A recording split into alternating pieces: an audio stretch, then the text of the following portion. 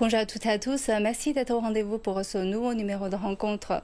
Dans le rapport d'activité présenté par le Premier ministre chinois lors des 2 sessions en 2025, la nouvelle technologie, l'innovation, surtout dans le domaine de l'intelligence artificielle, figure parmi les concepts clés. Et pour mieux comprendre l'évolution du secteur sur le terrain, je me suis rendue avec notre équipe dans le sud de la Chine, à Shenzhen, ville pionnière des nouvelles technologies. Et ensuite, j'ai envoyé les reportages que j'ai réalisés à mes confrères et consoeurs africains. Et plusieurs d'entre eux ont pris le temps de commenter et de poser des questions. Et on va écouter leur retour un peu plus tard et on va en discuter ensemble avec nos experts. Et j'ai le plaisir d'accueillir 2 experts aujourd'hui par visioconférence.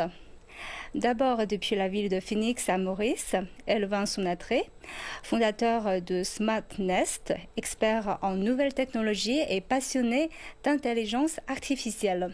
Et depuis la ville de Chengdu en Chine, Zhang Yao, fondateur de Angevia, votre société se spécialisait dans les avions électriques de décollage vertical. Bonjour à tous les deux, bonjour. Bonjour. Sans plus tarder, regardons ensemble les reportages. 我觉得我们做了10年冷板凳，到现在跌到了估计差不多100次都有了。 Bonjour, aujourd'hui je me trouve à Shenzhen et je vous invite à découvrir une invention particulière. Une vidéo montrant des touristes équipés d'exosquelettes qui grimpent sans effort les montagnes de Tai en Chine est devenue virale sur Internet. Et aujourd'hui, je vous invite justement à découvrir ces appareils extraordinaires.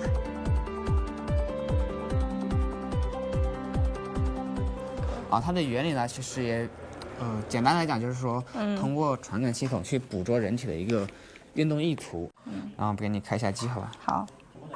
Ah. 对，它会闪烁。Je vais maintenant sentir le pouvoir qu'il me donne. C'est vraiment... ouais. Ouais, ça sent plus léger en fait. 它其实就是模拟人体抬腿压腿，那么你只要有这个动作，只要需要去走路用到双腿的地方，它其实都会给到你助力。 En optant pour ce produit, nous avons pris en compte le vieillissement de la population, qui est une tendance forte. Notre choix a été guidé par cette réalité. L'amélioration du corps et l'optimisation de la condition humaine représentent une demande constante et intrinsèque. À l'étranger, ils conçoivent ce genre de produit depuis longtemps. Mais je pense qu'il y a une différence de concept et de compréhension. En général, les produits qu'ils fabriquent ressemblent à ceux que vous voyez derrière moi. Nous avons également développé ce type de produit il y a quelques années. Aujourd'hui, nous utilisons maintenant une approche beaucoup plus subtile. Cela signifie que l'appareil est conçu pour fournir une assistance au moment précis où l'utilisateur en a le plus besoin. Il est à la fois compact, intelligent, léger et abordable. Voilà en quoi a consisté notre changement d'approche. Si on les compare avec les produits étrangers, nos produits sont beaucoup plus légers, compacts et abordables. Alors que leur prix s'élève à plusieurs milliers de dollars, les nôtres se situent dans une fourchette de quelques milliers de yuan. Et maintenant, avec l'essor de l'IA en Chine, je pense que nous serons capables de rivaliser avec n'importe quel autre pays.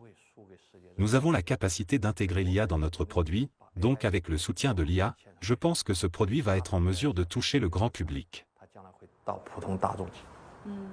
Voilà, dans le deuxième reportage, j'ai passé une journée avec, entre guillemets, les taxis du ciel. Et comme vous le savez, Shenzhen est le berceau de l'économie de basse altitude.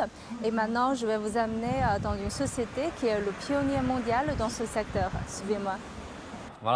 Bonjour, madame. Nous sommes ravis de vous accueillir chez Smart Drone. Notre entreprise a été fondée en 2014. Cela fait exactement 11 ans cette année. Shenzhen Smart Drone est un petit gérant national spécialisé, expert, unique et novateur, ainsi qu'une entreprise nationale de haute technologie.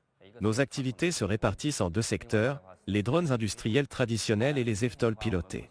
Dans le domaine des eVTOL, nous sommes fiers de vous présenter notre produit phare, un eVTOL en forme de soucoupe. Venez le découvrir de plus près. Notre modèle d'eVTOL en forme de soucoupe est le tout premier aéronef habité de ce type au monde, doté d'une structure innovante à 6 axes et 12 rotors, avec un diamètre de 5 mètres. Ce produit a été conçu dès le départ pour le tourisme culturel et pour permettre aux passagers de profiter de visites panoramiques à basse altitude. Grâce à son design unique, qui rappelle un ovni, il est facilement identifiable et attire de nombreux visiteurs. Son apparence est attrayante mais sa conception offre aussi de nombreux avantages pratiques. Par exemple, sa forme de soucoupe permet de dissimuler les hélices, ce qui renforce la sécurité pour les personnes à proximité. De plus, la coque de la soucoupe peut générer au moins 3 tonnes de flottabilité à la surface de l'eau. En cas d'urgence, l'engin peut amérir de manière sécurisée et rester à flot pendant 15 à 20 minutes, laissant ainsi suffisamment de temps avant l'arrivée des secours. Au fil du temps, les possibilités d'application de nos drones industriels se sont considérablement élargies, couvrant des domaines variés tels que le transport logistique, les interventions d'urgence, la surveillance aérienne, la lutte contre les incendies de forêt, la protection de l'environnement et l'inspection des pipelines, etc. Pour chacune de ces scénarios, nous avons développé des plateformes de vol adaptées aux exigences spécifiques de chaque mission.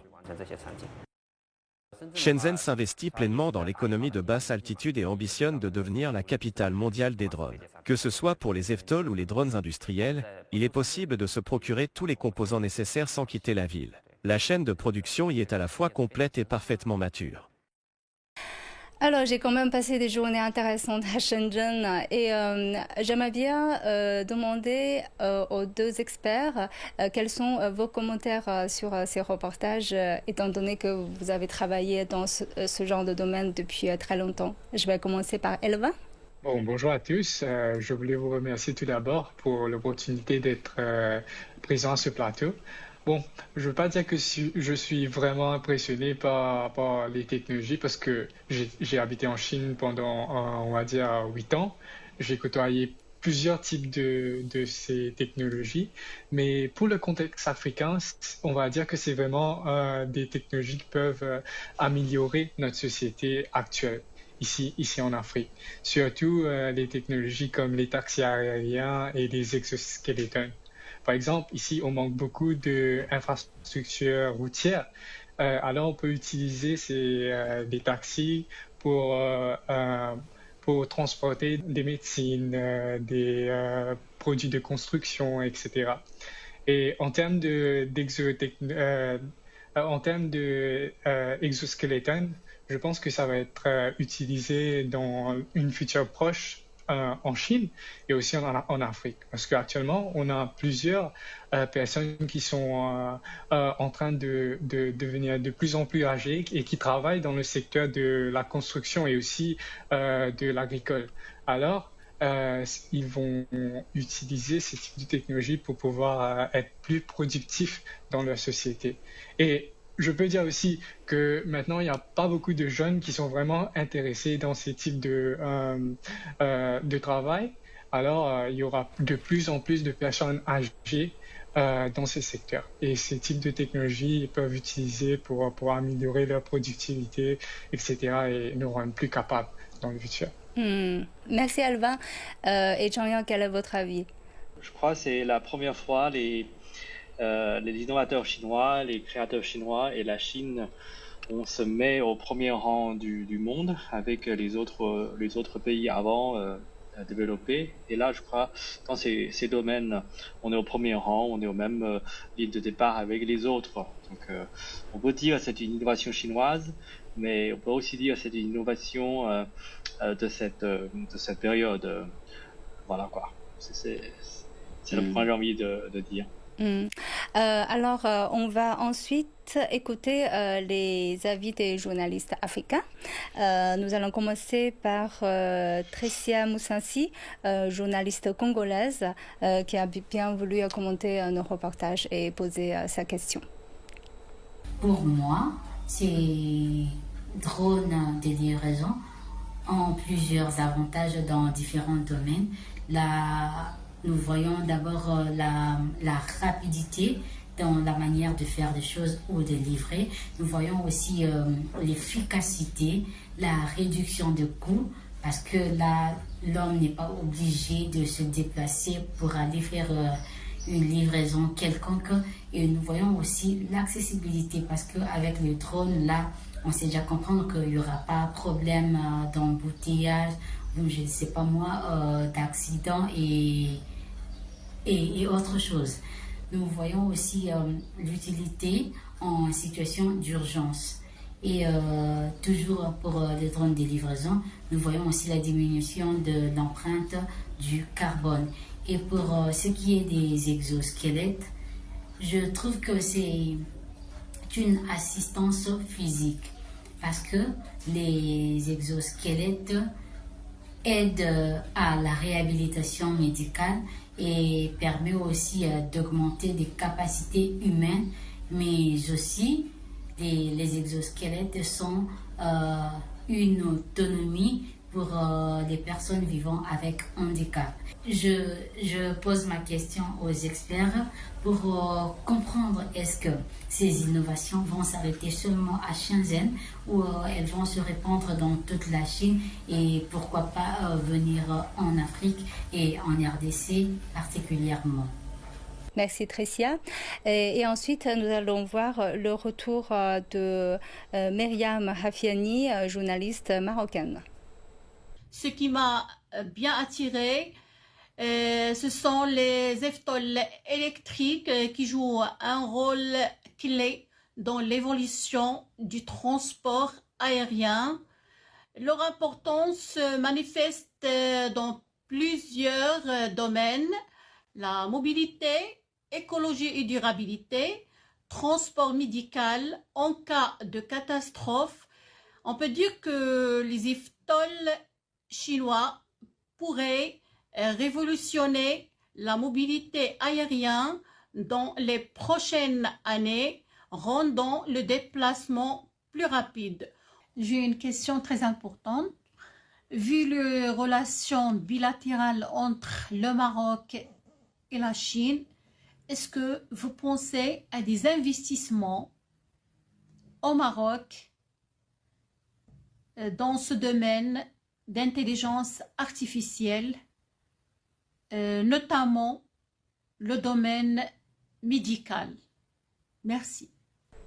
Alors, en fait, les deux journalistes ont tous posé des questions sur la coopération, surtout dans le domaine de la nouvelle technologie entre la Chine et l'Afrique. Donc, Elvin, vous avez travaillé aussi dans le domaine de la nouvelle technologie en Chine. Maintenant, vous créez votre propre entreprise à Maurice. Donc, quel est votre avis sur la coopération, sur l'investissement, voilà, pour répondre à ces journalistes? La Chine a toujours été une partenaire très importante pour l'Afrique en termes de technologie. Et on a plusieurs compagnies qui sont vraiment présentes en Afrique. Des compagnies comme Huawei qui travaillent beaucoup sur l'infrastructure numérique. Ils ont la grande responsabilité de créer cette infrastructure pour pouvoir, pour qu'on peut, c'est-à-dire construire des nouvelles technologies et aussi de permettre à des nouvelles technologies aux gens de s'en servir d'une nouvelle technologie. Et je pense que la coopération entre la Chine et les Africains se fera à travers des compagnies de petites et moyennes entreprises, comme des compagnies comme moi, des compagnies comme Zhang, etc. Parce qu'on est on est des compagnies petites et nous sommes facilement capables d'innover, de pivoter et aussi de répondre à des solutions que la société a vraiment besoin. Et en voulant dire ça, on doit mettre l'accent sur la situation globale, ce qui se passe en ce moment. On voit plusieurs d'entrepreneurs, des grands entrepreneurs qui travaillent en collaboration avec le gouvernement et aussi avec la société pour pouvoir développer des types de solutions qui sont vraiment qui vont aider la société. Et je pense que c'est la solution du futur, c'est de travailler ensemble avec le gouvernement et aussi de créer des relations avec des petites et moyennes entreprises. Ouais, c'est ça mon avis. Et quel est votre avis, Jean-Yann? Oui, je pense que pour cet avion électrique eVTOL, le marché africain est important parce que l'Afrique, avec son histoire, a manqué d'infrastructures comme la Chine ou comme d'autres pays développés. Et donc, un avion électrique doit être un très bon choix pour ce marché. Et d'ailleurs, on sait qu'il y a des pionniers dans ce domaine américains et qui ont travaillé déjà pendant quelques années en Afrique et qui transportent des médicaments, des colis pour l'endroit assez lointain. Et donc, en revenant du sujet, forcément, l'Afrique est l'un des champs qu'on vise beaucoup. On espère aussi un jour qu'on puisse être là pour faire voler notre avion. Et après, ce que aussi j'ai envie de dire, c'est que, comme tout à l'heure Elvin a dit, là-bas, avec Huawei, les Chinois, on a beaucoup déjà avancé sur les infrastructures numérisées. Et donc, pour cet avion électrique, les drones logistiques, les seules infrastructures qu'on a besoin, c'est celui-là d'infrastructure numérique. Comme on a déjà, ça facilite beaucoup notre travail après. Et je trouve, Elvin, parce que puisque vous avez mentionné les technologies en Afrique, en fait, pour la première question que Tricia a posée, en fait, je pense pour la nouvelle technologie, ça peut être directement transféré en Afrique, n'est-ce pas, Elvin? C'est ça ce que j'ai compris.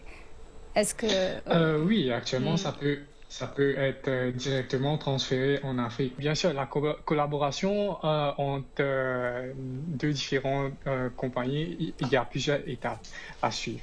C'est-à-dire, par exemple, on doit créer une collaboration entre les compagnies chinoises et les compagnies africaines. Ça, c'est la première partie. Et la deuxième partie, c'est de trouver des investisseurs qui sont vraiment intéressés à investir dans ces types de compagnies afin de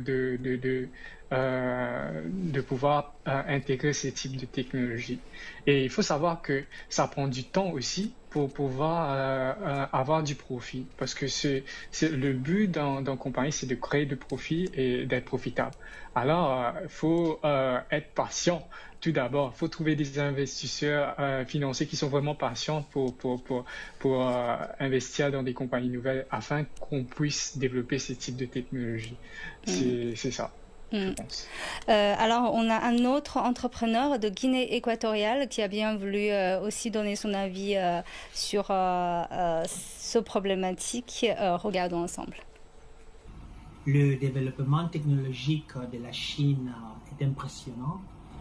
En l'espace de quelques décennies, le pays est passé d'un statut de simple fabricant à celui d'un acteur, d'un leader global dans des domaines comme la 5G, l'intelligence artificielle et les énergies renouvelables. Aujourd'hui, des entreprises comme Huawei, comme Alibaba sont des références mondiales. La Chine investit massivement dans des structures numériques, pas seulement chez elle, mais aussi à l'international. Pour l'Afrique, cette dynamique ouvre nombreuses opportunités et la Chine est déjà un partenaire un partenaire qui est là sur le continent avec des investissements dans des secteurs comme la télécommunication, les plateformes numériques, les smart cities. Mais pour que cette coopération soit vraiment bénéfique, il doit pas se limiter au transfert de technologie. Il est essentiel que les pays africains investissent sur leurs propres capacités, en renforçant déjà les compétences locales, en encourageant l'innovation. L'avenir de cette coopération sino-africaine doit compter sur nos capacités d'aller au-delà d'une relation juste commerciale, où l'Afrique n'est pas vue juste comme un marché, mais comme un acteur aussi globale d'innovation. Merci. Merci Oscar. Et nous allons maintenant voir le retour de Monsieur Heribert Ajovi. Il est journaliste béninois. Gouverner, c'est prévoir. En cela, il est tout à fait normal que la Chine, qui ambitionne de devenir le leader mondial de l'intelligence artificielle à l'horizon 2030, inscrive au cœur des débats des deux sessions cette année 2025 cette question cruciale. J'étais à la cérémonie d'ouverture et de clôture des deux sessions en 2024 et je sais que c'est une occasion pour les élus du peuple d'échanger sur les priorités politiques et économiques du pays.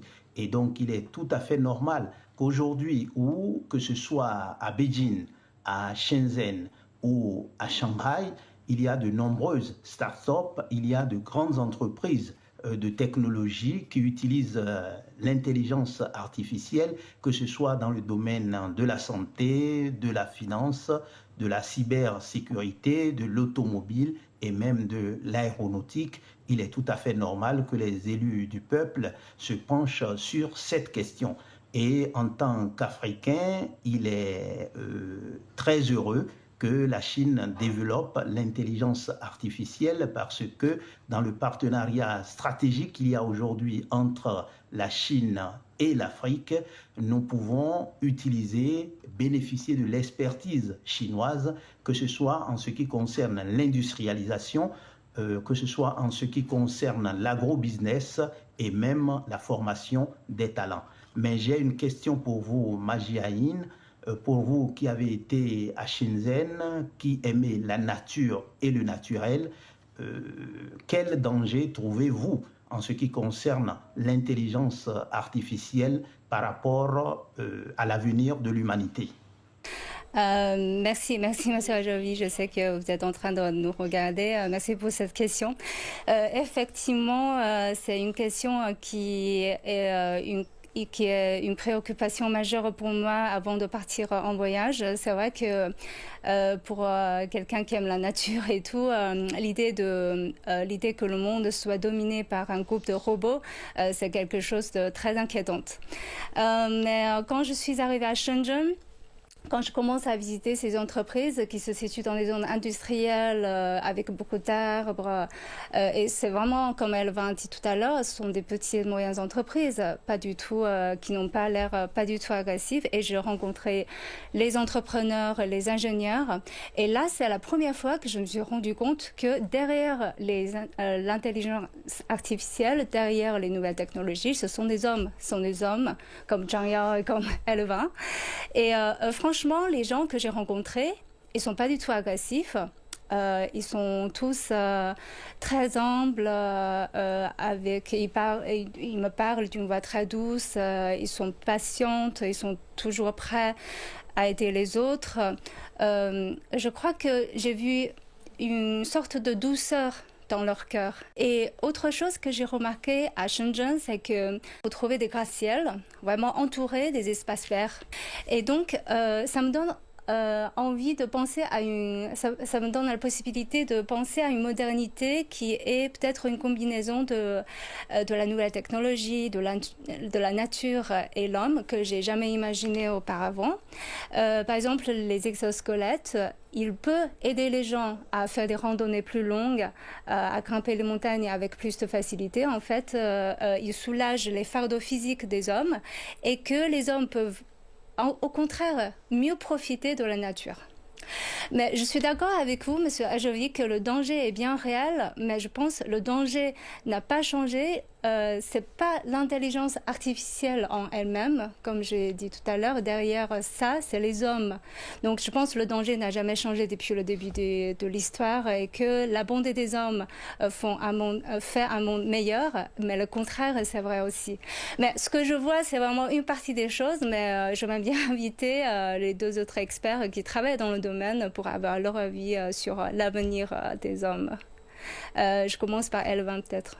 Oui, je pense que dans le futur, on trouvera une une balance entre la technologie et la nature et aussi l'aspect, on va dire, humain de la société.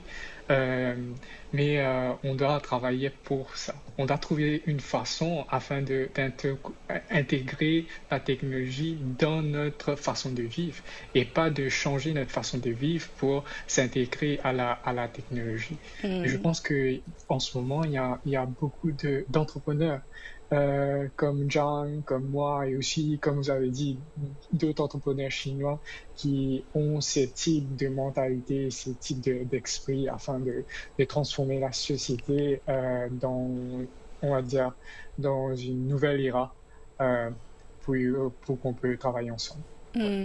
Et Jean-Yao, vous avez travaillé dans ce domaine pendant assez longtemps. Quel est votre état d'esprit, voilà? Oui, en fait, vous avez dit tout à l'heure sur ce sujet-là, je pense que déjà c'est un souci depuis le début de notre travail et aussi ça c'est un débat, c'est pas un nouveau débat. C'est comme dans l'histoire, l'homme a développé cette capacité nucléaire et en même temps on a un souci de cette utilisation de cette capacité en même temps qui s'en sort. Et là maintenant dans cette nouvelle ère, on a AI, intelligence artificielle, mais en même temps, on a beaucoup de discussions internationales. Il y avait le sommet en France, là, qui a eu à Paris pas très longtemps, sur justement l'utilisation de cette capacité. Et donc, je suis plutôt un optimisme là-dessus, c'est-à-dire il faudrait qu'on développe cette innovation, cette création l'esprit de création, mais en même temps, on est souci de cette utilisation pour un bien en commun, pour mettre cette AI ou cette technologie entre les mains de tous. Donc, je crois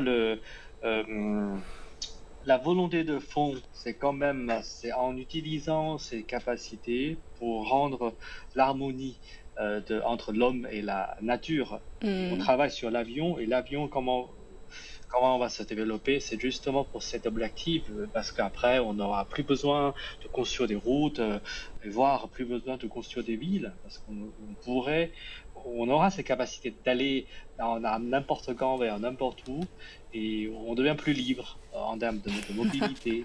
Donc ça rend une harmonie entre l'homme et la nature. Alors, peut-être juste un petit commentaire sur les nouveautés qu'on trouve cette fois sur le rapport d'activité, par exemple le 6G ou genre robot intelligent. Quel est votre état d'esprit sur l'avenir de cette nouvelle technologie en Chine? Alvin, votre commentaire là-dessus, le 6G ou l'intelligence robotique ou enfin la future de la nouvelle technologie en Chine. D'accord. Comme vous savez, la Chine a toujours été l'un des pays leading mondial en termes de technologie. On a beaucoup à apprendre des nouvelles technologies qui est actuellement en Chine. Par exemple, le 6G qui est en train de se développer en Chine, ça va prendre du temps afin de venir en Afrique, on va dire. Dans le futur, en Chine, je trouve qu'il y aura de plus en plus de connectivité entre l'homme et l'humain et aussi la nature dans le futur. Et on va découvrir peut-être des nouveaux types de technologies qu'on a jamais pu imaginer. Et alors, les autres pays, et surtout les pays en Afrique, on pourra apprendre sur les nouvelles technologies qui se passent en Chine et puis appliquer dans notre propre pays. Ouais. Alors, merci Jean-Yao et Alvin d'avoir partagé vos points de vue avec nos téléspectateurs. Je remercie aussi les journalistes africains d'avoir partagé leurs retours, leurs commentaires sur notre reportage. Merci à tous. Alors, je vous remercie d'avoir suivi notre émission. À la prochaine.